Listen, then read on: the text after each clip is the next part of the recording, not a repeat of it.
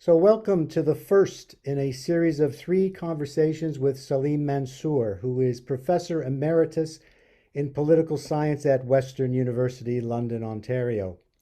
The title of our series is, and Salim suggested it, is called The Widening Divide, North American Jews and Israelis Sharing Outsider-Insider Perspectives.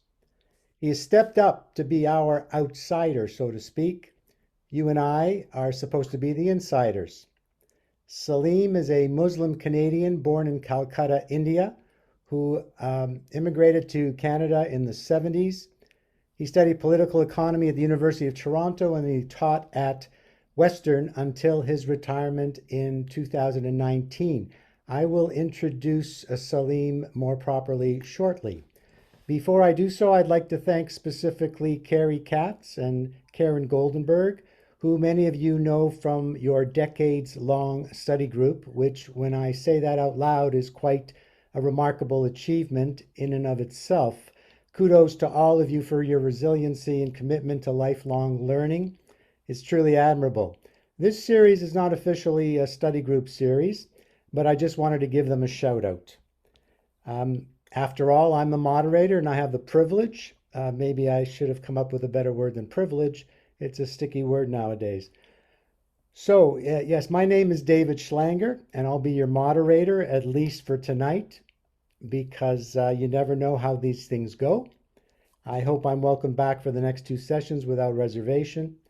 But although I've lectured for years at Ryerson University and taught courses on Zoom, I've never done anything like this, and especially not on this topic. So I will be learning by doing as we go along, and I hope you don't mind. And let me come clean right away about something else. I've known Carrie Katz ever since she and my father-in-law, Sid Stryker, who some of you also know, became a couple at least 7 years ago. My career claim to fame is having been a professor at Ryerson University for more than 40 years, but very recently retired. So I too carry that misunderstood label of Professor Emeritus, which sounds really good, but it only means that I survived long enough in the academic world and made a contribution without being canceled. I need to do some Zoom keeping before we officially get underway.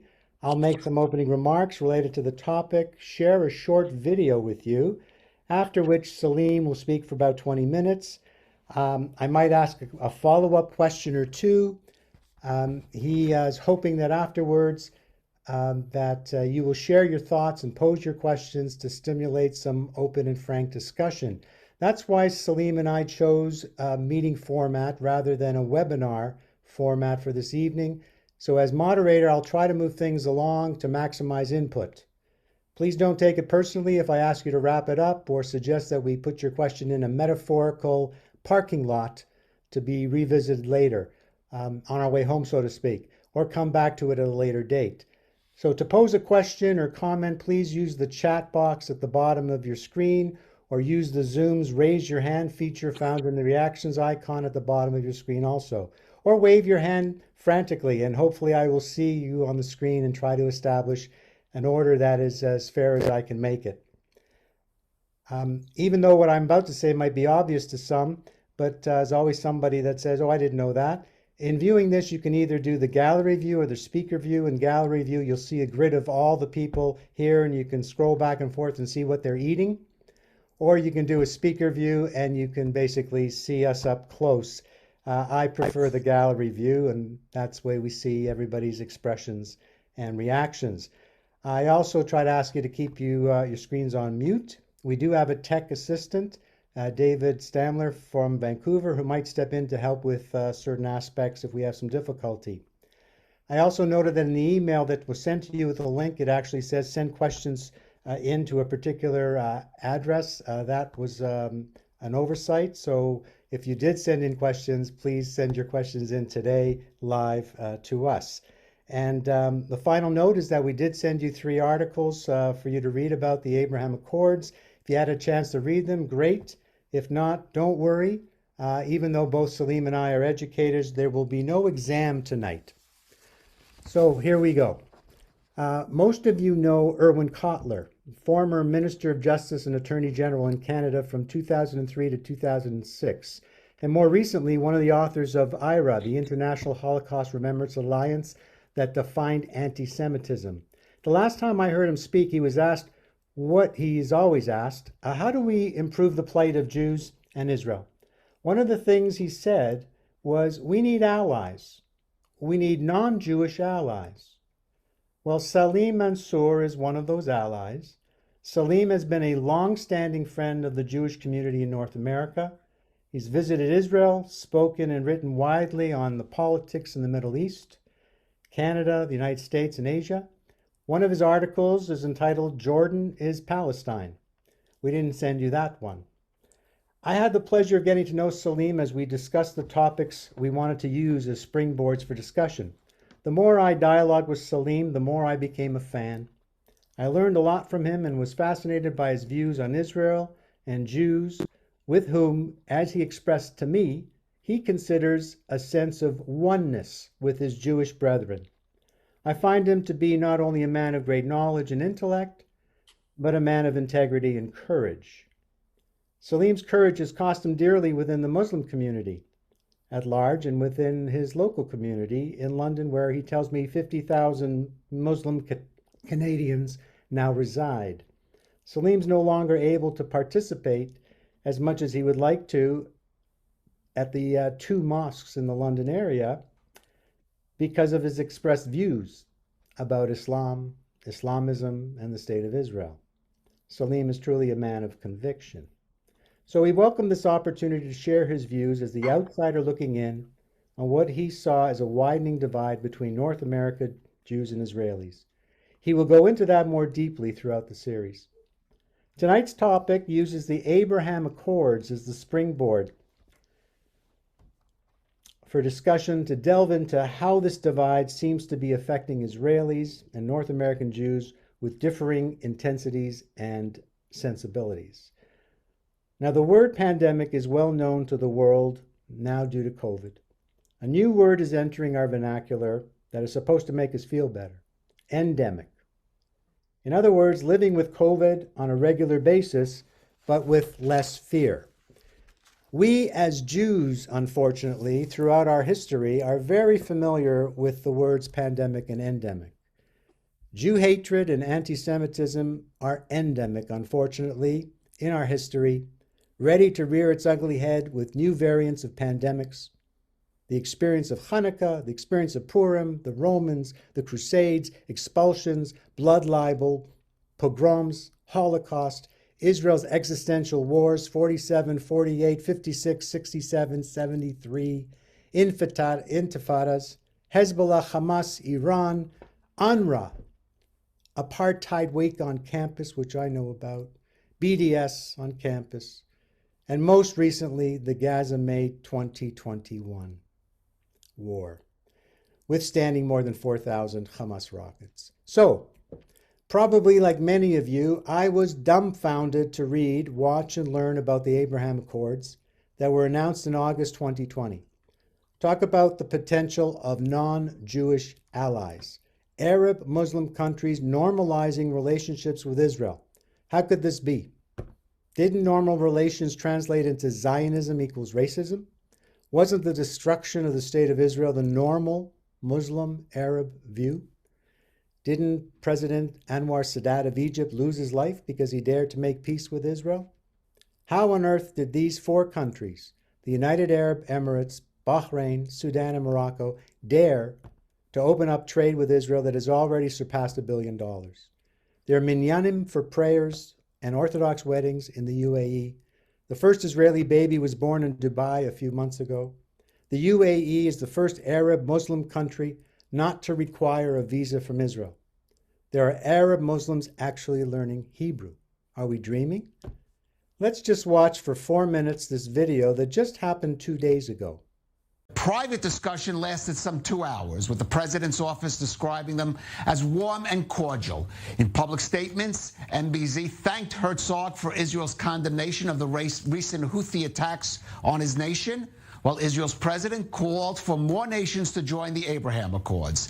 Tomorrow, the president and First Lady Michal Herzog will visit neighboring Dubai, meet its leaders, and open Israel's National Day at the Dubai Expo 2020. Our Middle East correspondent Ariel Osran has more in this report. The honeymoon phase between Jerusalem and Abu Dhabi continues with a second historic visit by an Israeli leader in under 2 months. President Isaac Herzog arrived in the Emirati capital on Sunday and was greeted at the airport by the UAE's foreign minister, Sheikh Abdullah bin Zayed.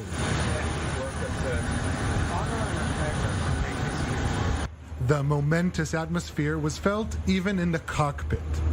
We are now flying over Saudi Arabia and we are making history. We will pass over the capital city shortly. No doubt, this is truly a very moving moment. The royal welcome continued at the palace with a 21-rifle roaring salute ahead of the Israeli national anthem, the sight and sound of which just a few years ago would be unimaginable.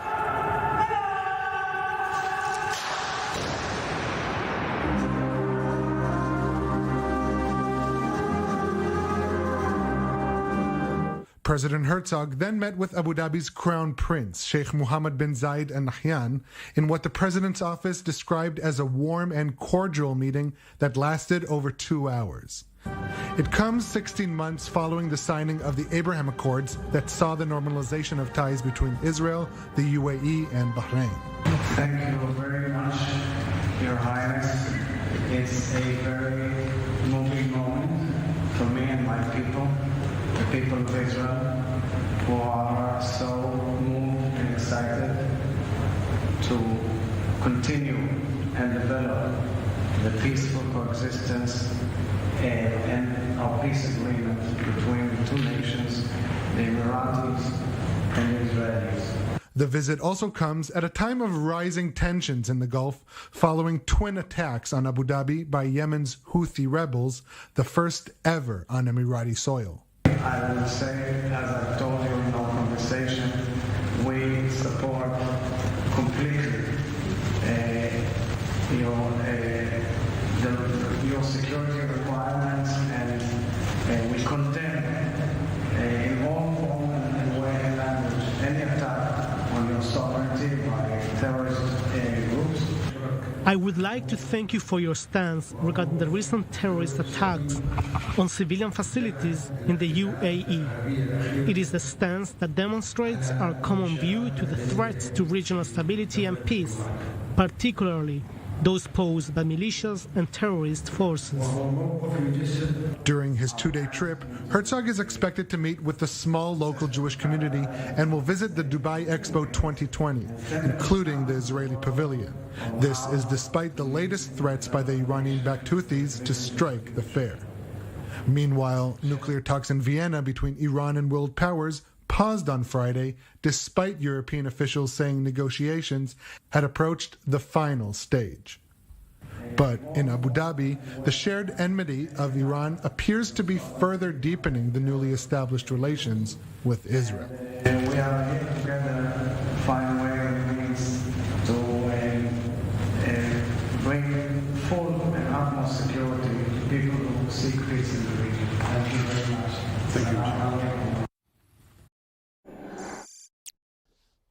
I wanted to share that with you in the spirit of optimism. So Salim, as a Muslim, and as you put it in your own words, as an outsider, please begin to answer the question in light of the Abraham Accords: which way are the tectonic plates shifting for North American Jews and Israelis? Tell us about the widening divide as you see it. Thank you, David. Thank you, and shalom to my Jewish brothers and sisters. I want to begin by acknowledging Carrie Katz and Karen Goldenberg and thanking them for inviting me to be part of this conversation that they conceived and have put together. We are getting together this evening, and then following 2 evenings in the coming weeks, in the midst of the annual Hate Fest, the Israeli Apartheid Week organized at this time of the year across Canadian and American colleges and universities. We are all keenly aware of anti-Semitism resurgent in the world, in the West. But while we are fully cognizant of anti-Semitism as the big elephant in our midst that affects any discussion pertaining to Jews and Israel, we are gathered to talk about the widening divide between North American Jews and Israelis by juxtaposing outsider-insider perspectives in which I happen to be the outsider and most, if not all of you, are the insiders. In other words, there are perceptible and undeniable differences of views and interests on a whole range of issues among Jews in North America, principally the United States, and Israelis. Most of these differences were internal to the Jewish people.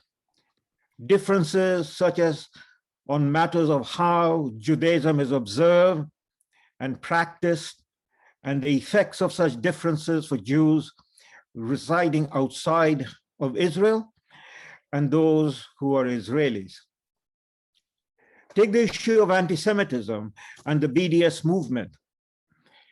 In a recent interview of Yossi Klein Halevi at the Shalom Hartman Institute in Jerusalem by an American Jew, Jonathan Tobin, of the Jewish News Syndicate, Yossi Klein responded to the question about the resurgence of anti-Semitism that this was not as much of concern or interest to the Israelis.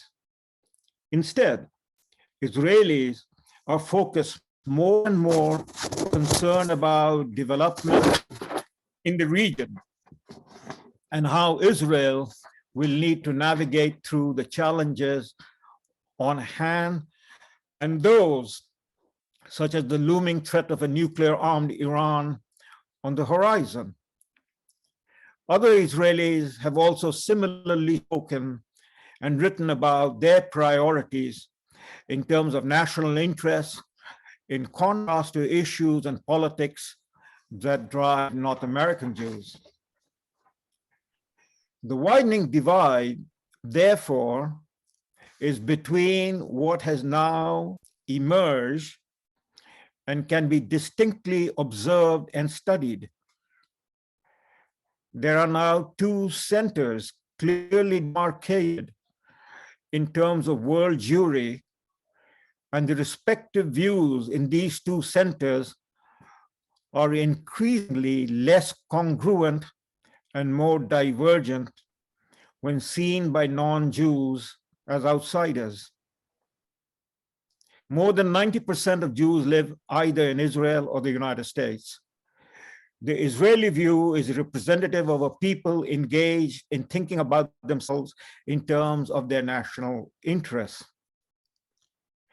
The view of American Jews, including, if I may say, a large segment of Canadian Jews, who together make up the North American Jews, represents the thinking of Jews of the diaspora as it used to be before the birth of Israel in 1948. It was only a matter of time that the views between Israelis and North American Jews would begin to diverge. And while this divergence was minimal or unobservable to an outsider, even as it was widening, events of the last few years brought them to the surface in a manner that could now be measured. For instance, during the 2016 and 2020 elections in the United States, some 70% of American Jews voted for Hillary Clinton, the Democratic candidate for president, while the same percent of Israelis supported Donald Trump, the Republican candidate. In retrospect, the 2016 election result might have been a surprise, and the Jewish vote for the Democratic candidate could easily be explained in terms of the historical pattern of Jews voting in presidential elections. The same cannot be said for the 2020 election, and especially given the inverse of Israeli support, some 70% for Trump, in contrast to American Jewish support in excess of 70% for Biden. The divergence of vote cannot merely be explained in terms of support for individuals as candidates. The divergence, it might now be said, reflected the different priorities, and that brings us to the Abraham Accords as a measure to consider this widening divide between North American Jews and Israelis. Abraham Accords, and we can get into that in the discussion going forward, brokered by President Trump between Israel and a number of Arab states, Bahrain, Morocco, United Arab Emirates, and Sudan, came towards the end of the Trump administration in September 2020, after the administration had delivered on a number of key policy issues pertaining to Israeli national interests. Let me quickly list them. One, President Trump, after his inauguration in January 2017, went on his first foreign trip to Riyadh, Saudi Arabia, and then flew from the Saudi capital directly to Tel Aviv over the Saudi airspace. This was a significant step of what was to come. As you've just now seen in the video played, that President Herzog flew over the Saudi airspace to Abu Dhabi. An open private dialogue between Saudi ruler and the Crown Prince Mohammed bin Salman began with Israeli leaders, followed by invitation of the Saudi king for the first time in history to an Israeli religious leader, Rabbi David Rosen, to a private meeting in Riyadh in the company of a few select non-Muslim religious leaders. Two, President Trump followed his first official visit to Israel with the announcement that his administration was not going to abide by the JCPOA, that is the Joint Comprehensive Policy of Action, or the Iran deal, put together by President Obama and the EU leadership, that President Trump was going to scrap this deal, and he did. Three, President Trump opened in May 2018 the American embassy by moving it from Tel Aviv to the Israeli capital, Jerusalem, in accordance with the Jerusalem Embassy Act of 1995. For a quarter century since the Congress passed this 1995 Embassy Act, neither the Democratic nor the Republican presidents abided by the law as required, and instead use exemptions as executive authority not to move the embassy with all of the attendant consequences held in check. And fourth, President Trump's resolve to move the embassy to Jerusalem was followed in March 2019 in recognizing the Golan Heights as part of Israel by a presidential proclamation. This decision might also be seen as a direct response to President Obama's decision at the end of his presidency in December 2016 to not veto the UN Security Council Resolution 2334 that in effect revoked the long-standing UN Security Council Resolution 242, which had been, since its passage in November 1967, the foundation or basis of any negotiation between Israelis and Arabs. For instance, Egypt, the Camp David Accord, Jordan, the recognition and signing of agreement between King Hussein and the Israeli leaders, the Oslo Accord of 1993, for peace settlement after the June 1967 war. The Abraham Accords then came as the consummation of President Trump's vision for peace, security, and a new Middle East in terms of future prosperity for Israelis and Arabs. How then are we to explain the quite dramatically different views of Israelis, North American Jews, that surfaced during the Trump administration? The divergence of views, as I have noted, was occurring over time, but was under the surface, opaque, or not as clearly visible to outsiders as they have become since 2016. While the resurgence of anti-Semitism in North America is undeniable, in Israel and among Israelis, anti-Semitism, despite the unending asymmetrical warfare as terrorism waged by Palestinian Arabs and their regional allies in Lebanon and beyond, is viewed differently. Anti-Semitism, the oldest living bigotry, continues to be present in the world. And yet, we need to make distinction, classify them, and distinguish so as not to lump any and all anti-Jew, anti-Zionist opposition as a uniform expression of anti-Semitism.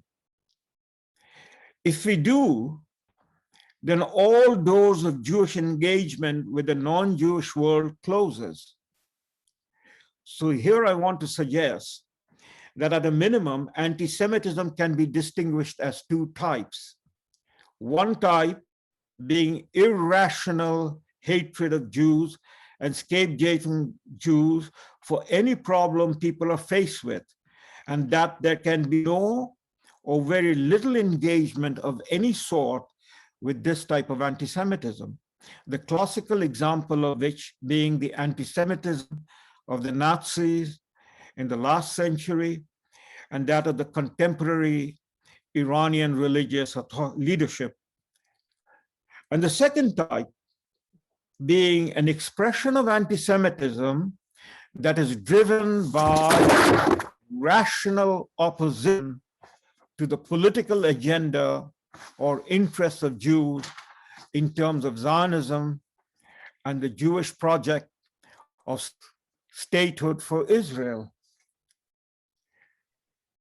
The Abraham Accords have dealt almost conclusively with the second type of anti-Semitism among Israel's immediate neighbors, beginning with the Arab states, that in time will include eventually most, if not all, of the Muslim majority countries.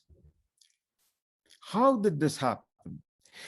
This is an interesting question about such a phenomena we need to talk about both in terms of the role of President Trump and of what the accords signify in terms of Arab and Muslim engagement with Israel.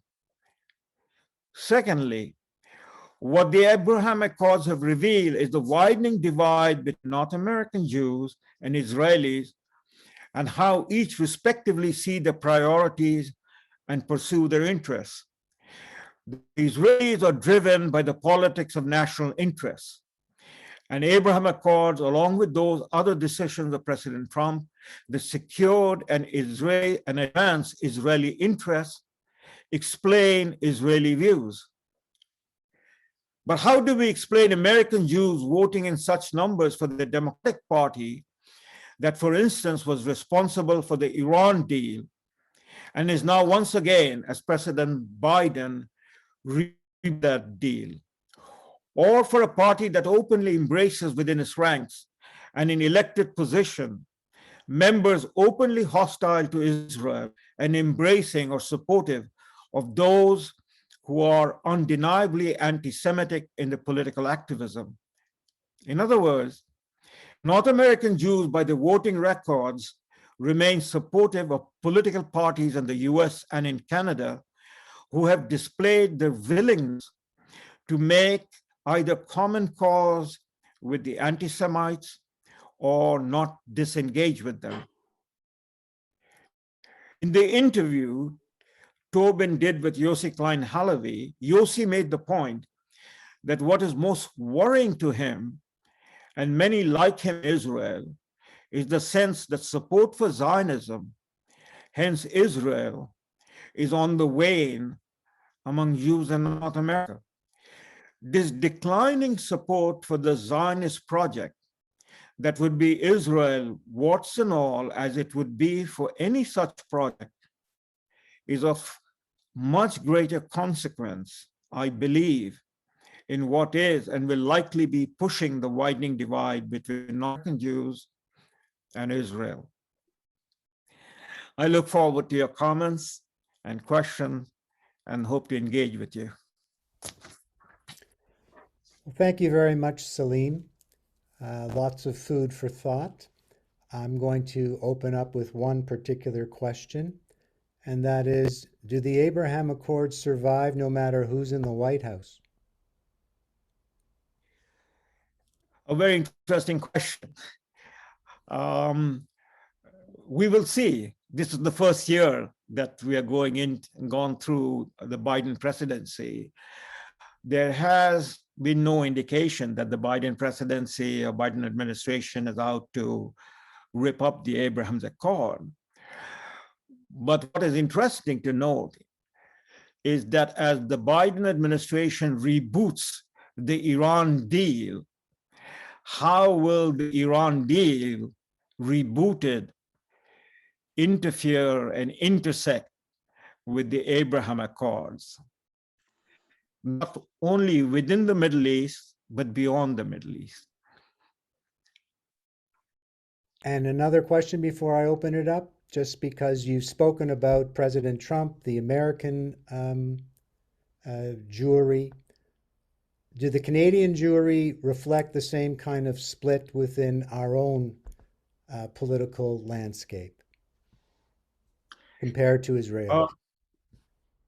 Yeah, more or less it does, because what we have witnessed and seen and observed is the mainstream politics in Canada, as reported again by the legacy media, is one that tilts to the left, that is towards the Democratic Party position. And to the extent that a majority of Jews follow the mainstream politics and the mainstream political parties, the same sort of view about the Trump administration that prevailed during that period, 2016, 2020, is what also has prevailed in Canada. I'm going to open it up to anybody who would like to. I see Ann Golden has her hand up. I didn't check the chat yet, but I will. So Ann, you can unmute yourself, and while you're asking, I'll check the chat. Thank you. Thank you, David. Thanks very much, Salim. It's good to see you again. I agree with you that the Abraham Accords were a great achievement. And I agree with you that American Jewry, and especially young American Jews, are less attached to Israel, less haunted by the Holocaust, more leftist, even more pro-Palestinian. But I wouldn't separate that out completely from the vote against Trump, the vote for Biden. If I were an American who could vote, as much as I see myself as someone who is a devoted scientist, someone someone who will never ever get past the Holocaust, and who has no sympathy with the extreme progressive left wing. At the same time, I could never bring myself to vote for a xenophobic, malignant, narcissist, racist, corrupt leader. And I think hopefully Jews voted for the opposition, for the Democrats, because they couldn't stomach a leader who is so morally corrupt, so evil.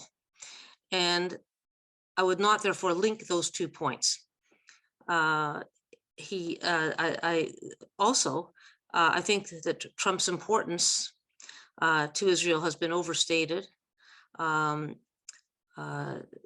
he was, just read a history of the, even in the history that you provided, Salim, on the Abraham Accords, indicates that Israeli leaders were already working towards that, had that vision, were already investing in companies in some of those, of the 4 original Arab countries. So I would not give Trump too much credit as the so-called broker of the Abraham Accords, but I'm not familiar with every single detail. But I think the reason that people didn't vote for Trump is because of the despicable person that he is and the evil that he represents. Okay, thank you, Anne. Do you have any comments, Salim? Well, as I hear Anne express her views, I will simply say that only confirms what we can measure objectively. Her views, to the extent it is her views and the views of those Jews who share with Anne the views that she has expressed, are something, again, the inside understanding of why they stand where they stand, that is the North American Jews. But from an outside perspective, the standard of measure is, what do you do? How do you express your opinions, your sentiments, your emotions into an actual measurable term, and that is the vote. And she only just now confirmed the widening divide between the Israelis and the North American Jews. That is, the Israelis view the world in terms of Israel's national interests. Whatever may be the subjective opinion about a particular candidate, a particular political person, and so on and so forth, is less important than what is Israel's national interest and how it serves Israel's national interest. Whereas the North American Jews are being driven by more what is local issues, local consideration, and the emotions and the reasons that are involved in that local dialogue that is taking place. I'll let Anne, why don't, Anne, I'll let you respond. Sorry, just one last, I don't think I was discounting Israel's national interest. I don't think it's in Israel's national interest to have a fascist prototype as president of the United States. I think it's in Israel's national interest to have a rational leader as head of the United States. So I actually don't think it's in Israel's national interest to vote for and to support racism and corruption in other leaders because of a momentary short-term advantage. I'm proud of Jews that don't overlook the moral imperatives. Thank you. All right.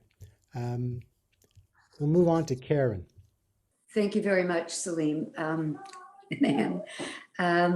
There are a few top things I'd like us to explore more fully, and perhaps some of these issues will be talked about in further seminars and presentations.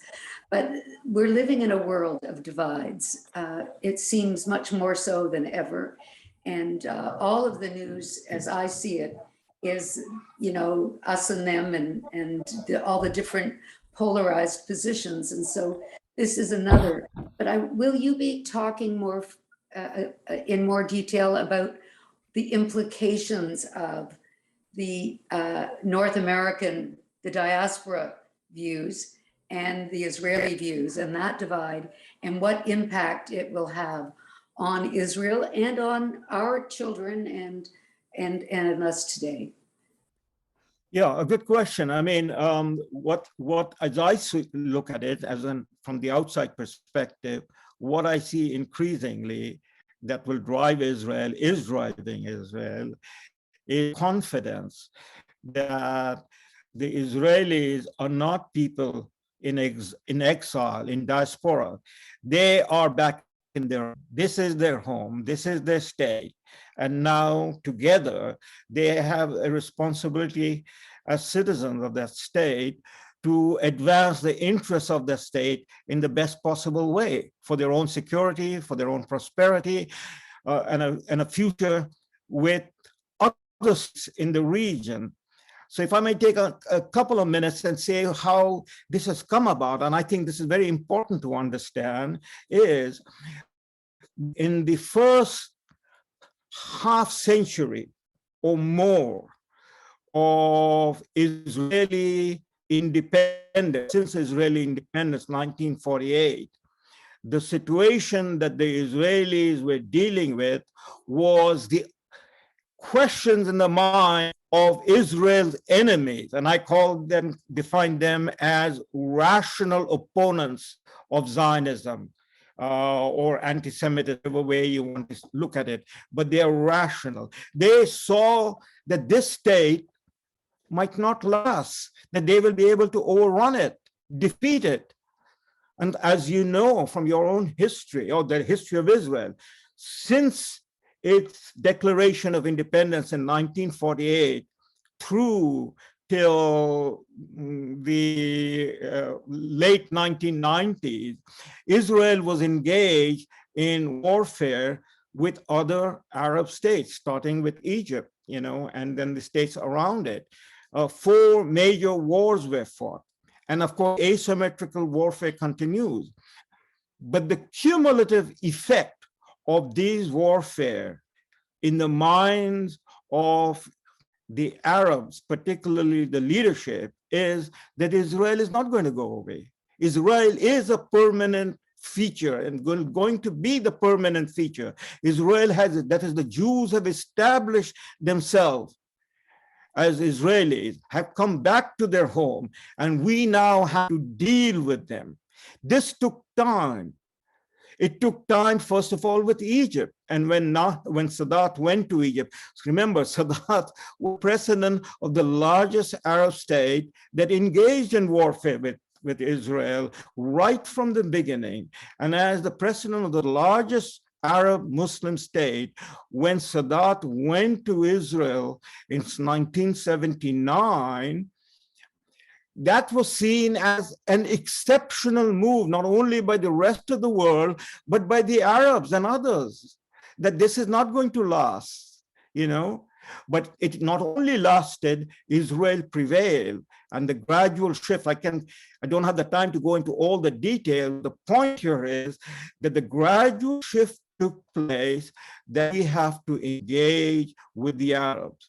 And then in the 21st century, as we entered, with all of the problems that we can run through, from 9/11 through the Arab Spring, through the issue of Iran and Iran's ambition to acquire a nuclear weapon, all of that has played out in a manner in which the leadership among the Arab states, principally the Arab states immediately around Israel, have come to the conclusion that we have to rationally build our relationship with Israel. Israel is a permanent feature. It is not a question anymore of a zero-sum game. We can turn it around into a win-win situation.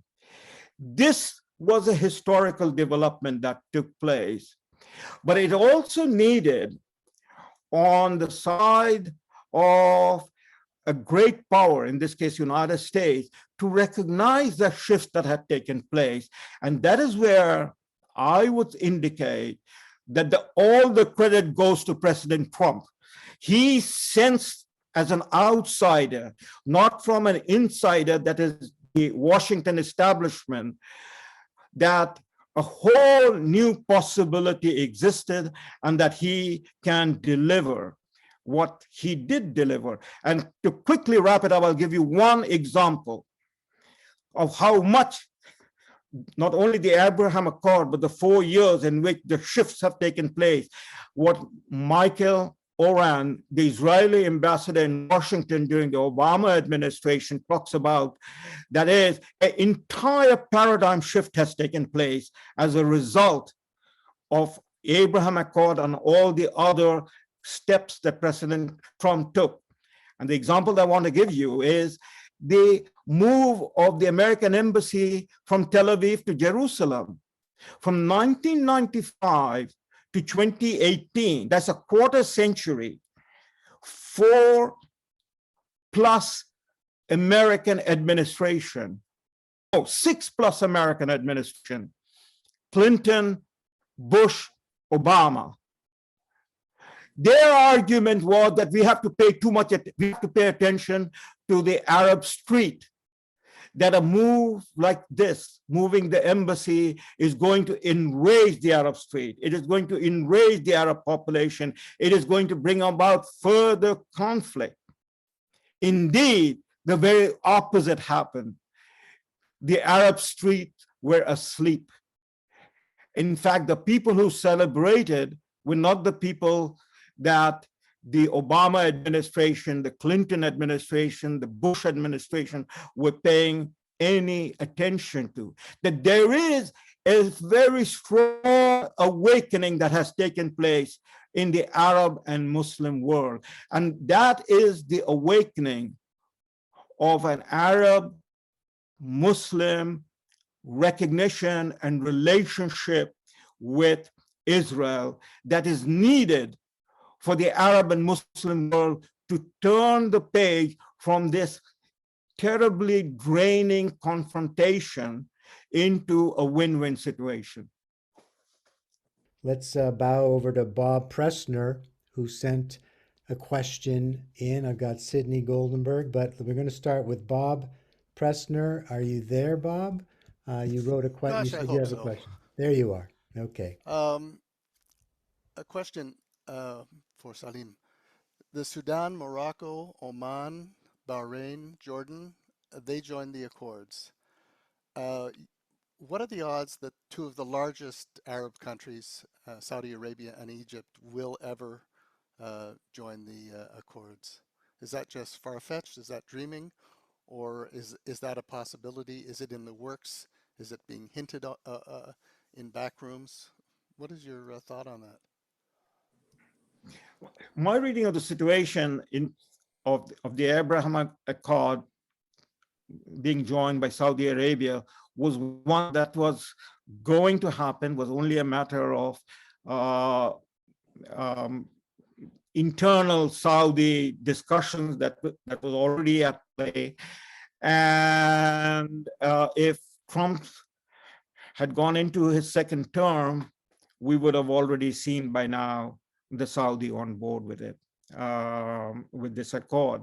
The accord itself, in my reading, had the full blessing of the Saudi leadership. The question is why it hasn't come through. Well, that is, again, back to the internal problem that still remains unsolved in Saudi Arabia.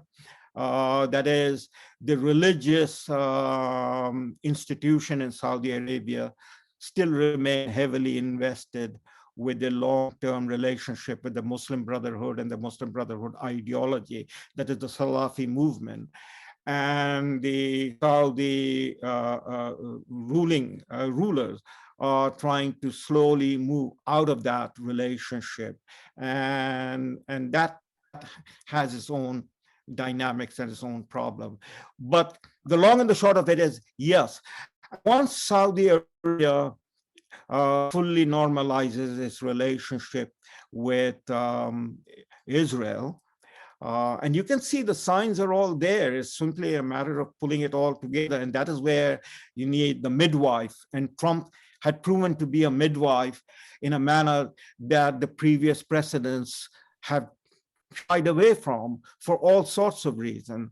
And that sort of midwife, if available, will get the Saudis on board. And once the Saudis are on board, then the non-Arab Muslim majority countries will line up behind Saudi Arabia, because Saudi Arabia provide the cover for them to make their move to formalizing relationship with Israel. We did see that the airplane in the video, the flight went over Saudi Arabian airspace, which was right. Something that would have been unheard of maybe 2 years ago. I'm going to go to Maxine. Thank you. Salim, first of all, as always, it's wonderful to hear you talk and to hear your opinions. I want to ask my feeling about the Abraham Accords is that it may have something to do with the conflict between the Sunnis and the Shiites. And so I'm curious to know to what extent that may be happening. I mean, given that Iran is on its own pursuit for weapons and that sort of thing, and it's a Shiite regime, are the Sunnis the ones who are most likely to join the Abraham Accords? And is it more to do with those issues than specifically just Israel? I imagine you're referring to the Sunni Shia differences and conflict is to Iran and the Arab countries. That is the principal Shia state is Iran, which is non-Arab, which is Persian. And that the Abraham Accord is being embraced basically by all the Sunni Arab states, UAE, Bahrain.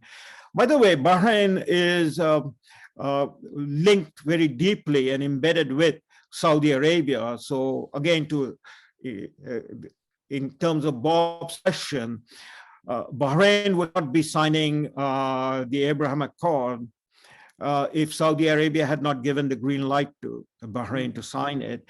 And the population of Bahrain, the demography of Bahrain, Bahrainis are majority Shia. The ruler is Sunni. So we have all of these other variations, you know, when you start exploring it.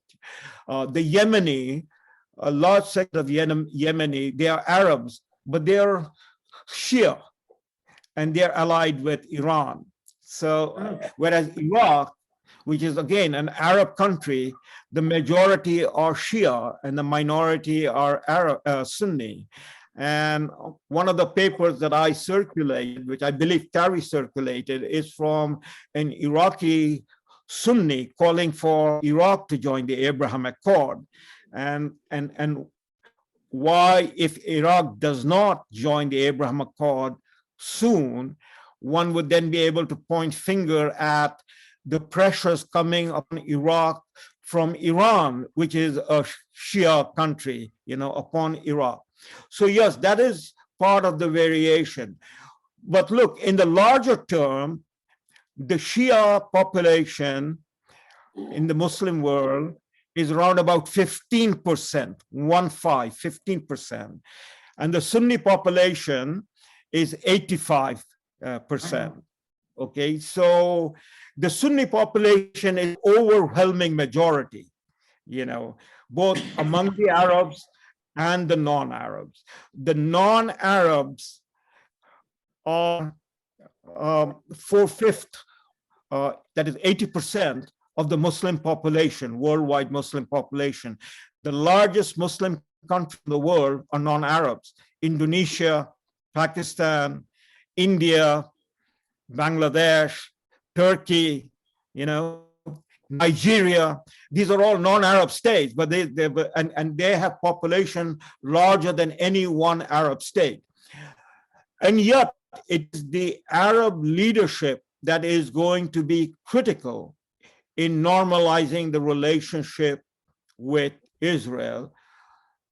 Simple reason: first, geography, and secondly, Islam looks towards the Arab world in terms of religious leadership, because the Quran is in Arabic, the Prophet of Islam was an Arab, you know, so in that sense, the focus is on the Arab world, and particularly Saudi Arabia, where the two holy cities are, Mecca and Medina. So once you crack the Arab world in terms of the process of normalization, which is what the Abraham Accord represents and signifies, then the rest will follow, because then there will be no basis in terms of religion or in terms of politics, that is national interest, to stand away from normalizing relationship with Israel. I'll quickly give you another example. The relationship today with India and Israel is very intimate and very strategic. But India is also the second largest Muslim country in the world.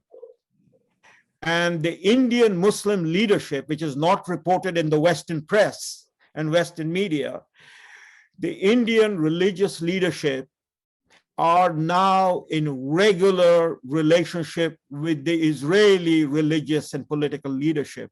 You see, the largest organization that represents the Muslims in India, the religious association made up of almost 170,000 mosques representing close to 200 million Muslims.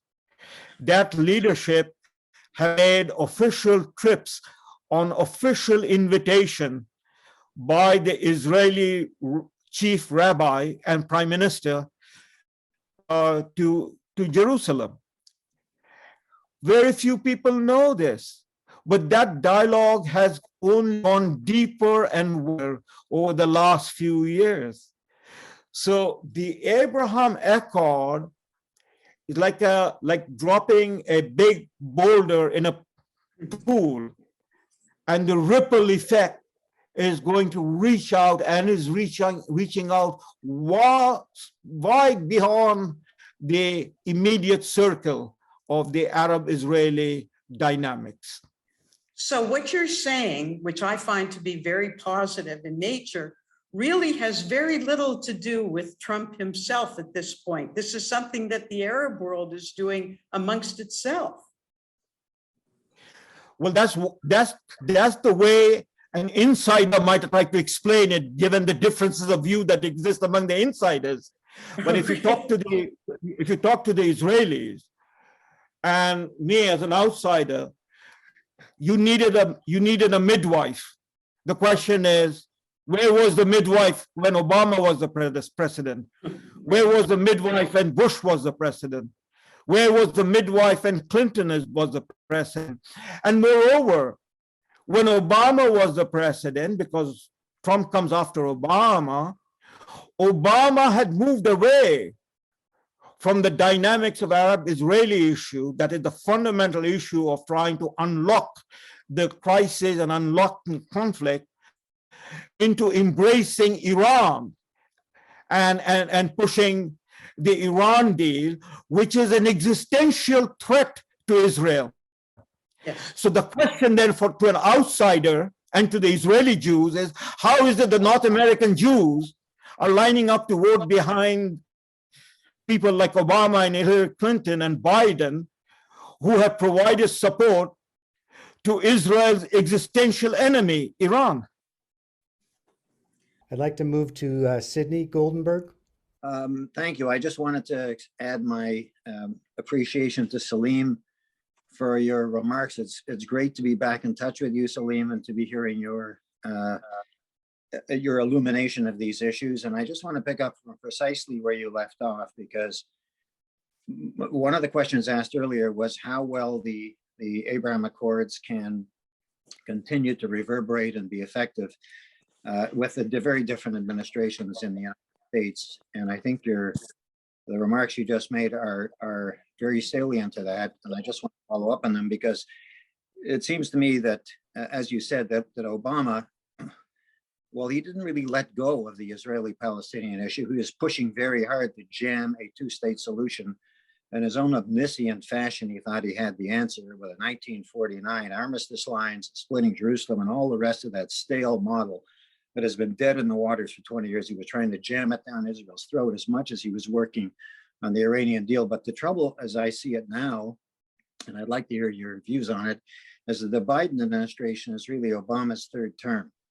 And that Biden, who is pretty weak in what we can see, and has managed to preside over the worst fiasco and humiliation of the United States and perhaps its history in Afghanistan, an absolute horrendous farce that no competent president would ever have allowed to happen, is now in charge of the relationships in charge of American foreign policy. And what concerns me is that there are three indications that he does anything but support the Abraham Accords, on the one hand, and that his overriding administrative goal is to pick up where Obama left off and at all costs to try to reinstate the relationship with Iran.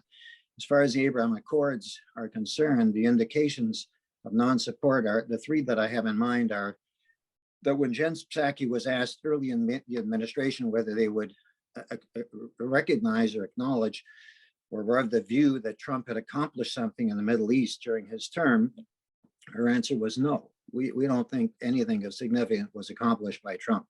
The Obama administration, the Biden administration has not once given any recognition to the significance of the Accords and have done two things to undermine them. First of all, they've stalled the provision that Trump agreed to provide F-35 fighters to the UAE as part of the inducement to cement that deal. And as you said, he was indeed a midwife playing a constructive role. Secondly, they've removed the listing. They've delisted the Houthis as a terrorist group, and the Houthis are well known to be an Iranian proxy insinuated into Yemen to carry out attacks as they have done on the Saudis. And recently they've carried out a drone attack on the UAE. And the United States did nothing, not even to condemn it. The United States is behaving under Biden just as it did under Obama, and is willing to do anything to placate and appease the Iranians to get this overriding ambition of this so-called deal with Iran back on its feet, including acting to the prejudice of its own ostensible allies throughout the Middle East, not just Israel, but the Sunni Arabs. So we have very alarming indications that the Biden administration does not see the potential of the Abraham Accords and is willing to do nothing about them unless the Iranians approve of it. And insofar as the Iranians obviously do not like the Accords, the US is prepared to downplay them or even undermine them. What concerns me even more is, as you said, the Biden administration is hell-bent upon reinvigorating in some fashion, at least the appearance of a deal with Iran, even though Iran's malignant nature and hegemonic ambitions throughout the Middle East are clear beyond a doubt. And even though they've had 5 years to see the Iran continuing in its malignant behavior with its proxies in Lebanon and in Syria and in Gaza and in Yemen. And even though it's perfectly obvious what Iran is about, and that through the agreement in quotation marks that they're attempting to facilitate with Iran will simply enable it to obtain the nuclear weapons that it craves and to carry on its ambitions to the limit. There's nothing rational. As Anne said earlier, it's not in Israel's interest to have Trump as an ally if they could have a rational leader, but there's nothing rational about the current American policy. There is no conceivable interest of the United States that is being served by enabling and facilitating the hegemonic ambitions and the nuclear ambitions of Iran. This fantasy conceived by Obama made no sense then and makes even less sense now. It is inconceivable to any rational person why the United States is pursuing this policy. It is clearly inimical to the interest of Israel and all of the other countries in the Middle East whose regimes are hostage to Iranian ambitions. They've already made a wreckage of Lebanon through the support of Hezbollah, are capitalizing on the mess in Syria, destabilizing Yemen, and continuing to take advantage of the festering mess in Gaza for their own purposes. So my question, I guess, is, since it's evident that the Biden administration is just a continuation of Obama's folly in the Middle East and will do nothing to support the Abraham Accords, your remarks about the Accords have been hopeful and optimistic. I'm wondering whether these negative currents that are very much in evidence as emanating from the United States might mitigate or even defeat some of these optimistic prospects of the Accords. Okay, Salim? Yeah, I agree with Sydney. I would only add very quickly one point. I mean, the Biden administration is the third term of the Obama administration. Hillary Clinton was supposed to be the third term, and that got derailed. And so Biden administration is. And what the Obama administration, as a part gift on this issue, left behind was to allow the passage of UN Security Council Resolution 2334. It set the precedent. I don't think too many people have taken this up to really explore it and what it means. The revocation of UN Security Council 242 means now, because with this passage 14-0, America abstaining, means that whereas the UN is concerned and the Security Council members are concerned, that is the permanent members, the borders of Israel goes back to June 4th, 1967, which also includes Jerusalem. And that is why President Trump was setting the precedent by recognizing Golan Heights as an integral part of Israel within Israeli sovereignty. The next shoe would have dropped on the line that is the lines that came up as a result of the June 1967 war, that the whole issue about Judea and Samaria, the West Bank being occupied territory, it is not a matter of occupied territory, it is Eretz Israel. And the discussion has to move towards Jordan is Palestine at some point, and who will be that precedent that will support the Israeli position on this matter. And so when Yossi Klein pointed out that for the Israelis, the greater concern is the weakening, declining support of the Zionist project, that is where the heart of the matter is. And I don't think anyone is paying attention to it. And the question of the widening divide is to the North American Jews. How is it that you support political parties like the Democrats, and in Canada, both the liberal, all three, liberal, conservatives, and the NDP, that are fully embracive of the Islamists and the Muslim Brotherhood position, whereas the Arab world and the Muslim world are moving away from it.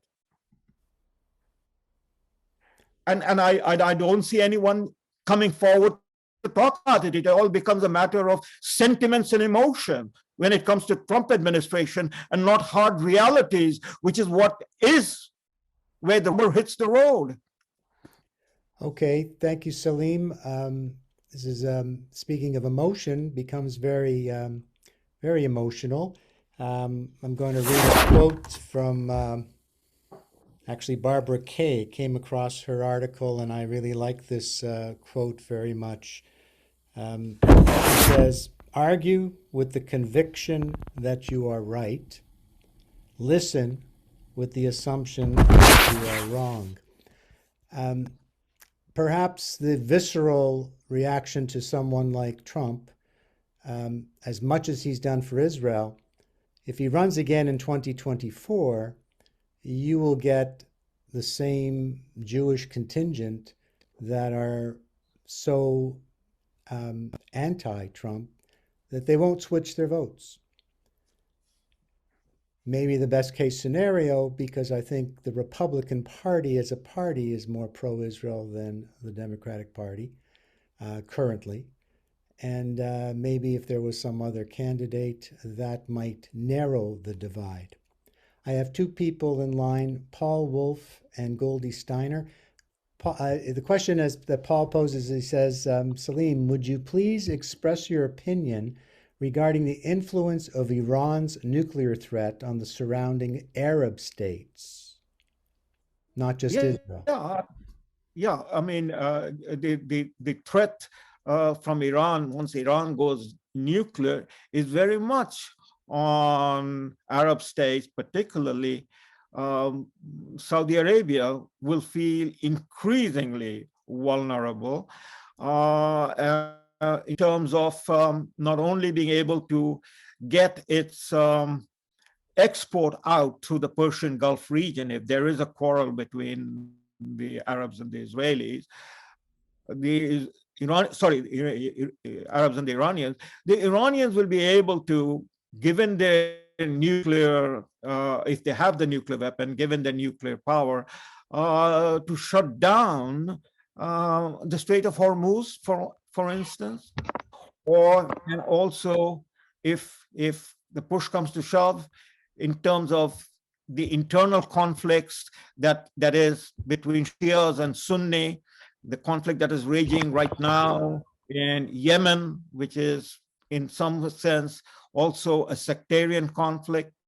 The Houthis are in that sense part of the Shia community. Then the Iranians will be able to take even bolder action in terms of support for the Shia brothers and sisters than they are willing to do at this moment in time. Similarly, in Lebanon, where the Shia community in Lebanon is reaching a position demographically where they will be the majority population in Lebanon, and therefore will be the tip of the spear for the Iranians, both in terms of using the Shia population, Hezbollah, against Israel, and also against Saudi interests in that part of the world. But Salim, isn't that the major reason why these Arab states have coalesced and joined in with Israel? They have done it out of self-protection because they need the power of Israel. They have to coalesce around a regional power to counter Iranian nuclear power. Oh, absolutely. I agree with you, Paul. And that is what is happening. And that is the but it has very little to do really with all the political side discussions and issues. It's basically every country, their major purpose is self-preservation. And all these Arab countries see their preservation as joining in with one another, including Israel, to survive a possible nuclear attack or nuclear threats from Iran. All the other issues are political rhetoric and talk and vote-getting mechanisms. Yes, that's all true. And the immediate danger once Iran crosses over the nuclear threshold is the opening the bottle of nuclear proliferation. I mean, the Arab states are not going to sit idle. I mean, there is going to be a scramble to acquire a nuclear weapon by Saudi Arabia, by Egypt. But of course, we're addressing the issue. We're making the Abraham Accords into a marvelous accomplishment of Israel and the American administration, where it was being carried out before Trump came along, and it continued and would probably have continued without Trump, because it was a matter of self-preservation.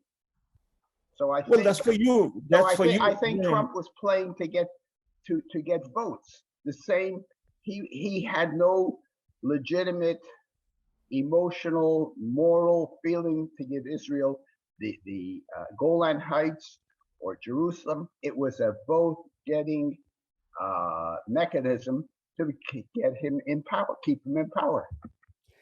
Whether or not that is true, I would still say that I'm glad it happened. I'm going to move on. I'm going to move on to Goldie Steiner.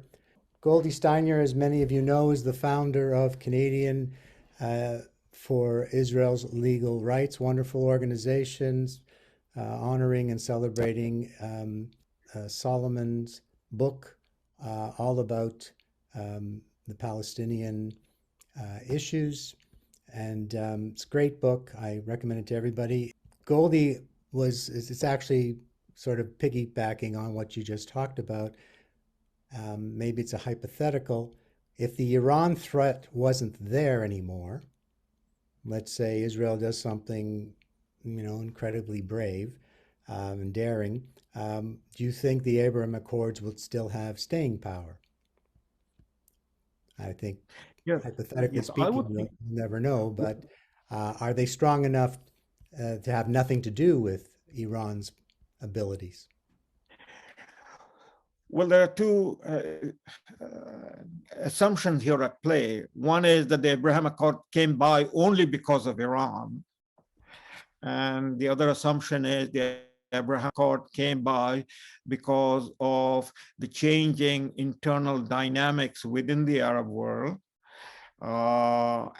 and their understanding and their perception and view of their relationship with Israel, whether it's going to remain something that is going to drain away the resources in an interminable conflict, because Israel has proven itself and it is there, and one has to deal with it.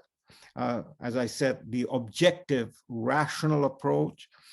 And on those grounds, I would argue that no, the Abraham Accord will stand, and it is going to be one that is going to extend and further the relationship between the Arabs and the Israelis and open up relationship with the non-Arab Muslim world. Okay. Gertrude, we'll pass it on to you. And thank you very much for taking my question. And Salim, thank you very much for your presentation today. And David, I have 2 questions, just giving you fair warning. So my first question, Salim, is we grew up as a child of a Holocaust survivor. We grew up with the notion that Israel's very existence depended upon the support of the Jews of North America in 2 ways. One was money, but more importantly was our ability to influence government to support Israel. So from what I'm hearing you say tonight, are we necessary anymore? In other words, has Israel reached the point where really its existence is no longer dependent upon the support of North American Jewry? Very quickly, that's not what I'm suggesting, that the relationship between North American Jews and Israelis is one in which now the Israelis in some way have come to conclusion that they can do without the North American Jews. That's not what it is, or at least that's not what I read in terms of the Israeli view and the Israeli interests as they determine their future and where the North American Jews are. What I see happening among the North American Jews is a generational shift that is taking place where the children of the Holocaust survivors are now more and more in tune or willing to support the North American politics in the direction which it is going. The North America is going in a direction, multiculturalism, open immigration, and so on and so forth, which is a whole lot of different subject matter. And these are the topics, Salim, these are topics that we are going to get to in the next couple of weeks. So we'll just go on. Gertrude, just ask your second question. All right, just to follow up on that, because I actually was hoping that the answer to my question would be yes, that Israel is now at a point, given the fact that it's a nuclear power, that it has a very strong economy, that it is no longer relying upon the Jews of North America to support them in the way that we have in the past, and that it's no longer a sort of an existential requirement for them.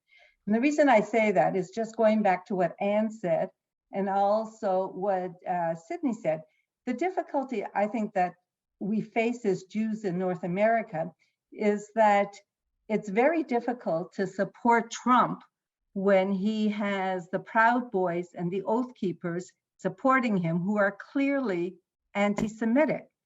On the other hand, we've got Biden and the far left, who are equally, I think, anti-Semitic. So as members of Canada or the United States, I guess we look at the United States and we extrapolate from there to Canada, it's very difficult for us to really pick either side at this point. And as far as Biden is concerned, I don't think Biden he's in an impossible situation.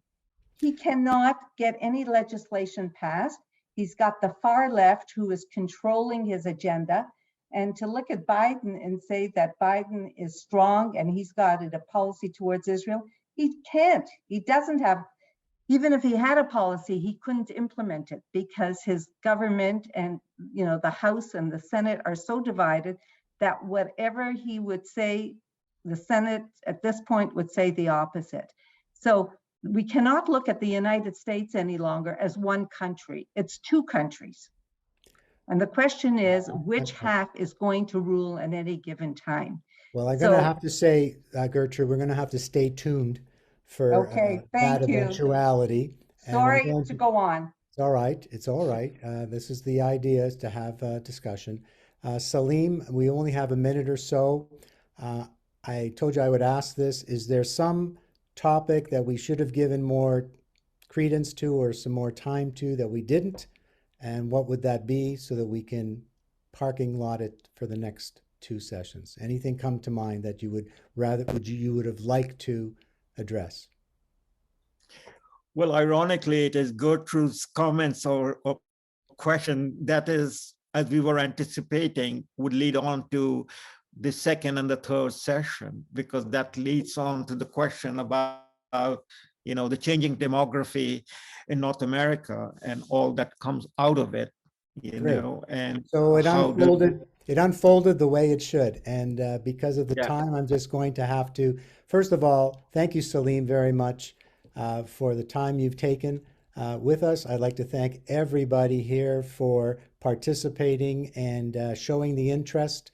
I hope that you do come back next week at this time. The topic next week is shifts to the United Nations and the global order, but there's a lot of overlap in what we're talking about. And I hope that you will have the time and interest to join us next Monday, same time, same place. I wish all of you a very safe and healthy week. Thank you, Salim. We'll see you again next Monday. Good night, everyone.